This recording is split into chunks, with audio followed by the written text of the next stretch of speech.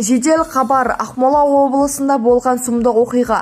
Ассалаумағалейкум арнамыздың құрметті көрермендері. Егер видеороликтан толығырақ мәлімет алуды қаласаңыз, онда арнамызға тіркеліп, видео астындағы бар жоғы бірден лайк түймесін, баса кетулеріңізді сұраймыз. Онда біз бастадық. Ақмола облысында екі ер адам өлі табылды. 1992 жылы туған Хамзин Жанат Жеңсұлы Есіл қаласында тұрған КТЖ ақыда машинист болып жұмыс істеген. Биыл 29 сәуірде жергілікті уақыт бойынша сағат 11:30-да үйінен белгісіз бағытта шығып кеткен. 4 мамырда ер адам қаза болғаны белгілі болды. 2 мамырда Ақмола облысында тағы бір ер адамның өлі денесі табылды.